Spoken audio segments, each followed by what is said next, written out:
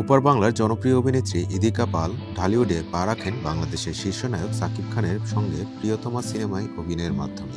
সিনেমাটি মুক্তির পর তুমুল ব্যবসা সফল হয় এবং দর্শকপ্রিয়তার দিক থেকেও রেকর্ড করে। এরপর থেকে ইদিকা যেন সাকিবের স্থায়ী নায়িকা হিসেবে পরিচিতি পান অনুরাগীদের কাছে।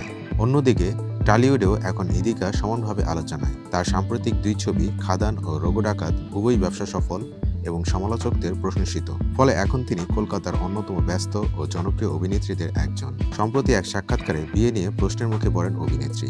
ইনকোড মাত্র টিভি এর একটি ভিডিওতে দেখা যায় এক সাংবাদিক জানতে চান তিনি কবে বিয়ের পিঁড়িতে বসবেন। জবাবে ইদিকা স্পষ্টভাবে বলেন, এই মুহূর্তে আমি বিয়ে নিয়ে ভাবছি না। বিয়ে মানেই অনেক দায়িত্ব।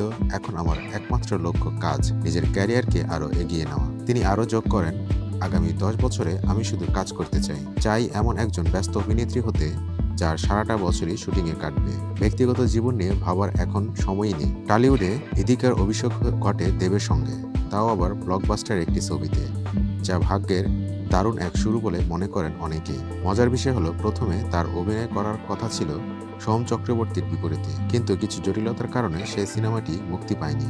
ফলে দেবের বিপরীতে তার প্রথম পর্দা আবির্ভাবই হয়ে ওঠে বিশেষ এবং স্মরণীয়।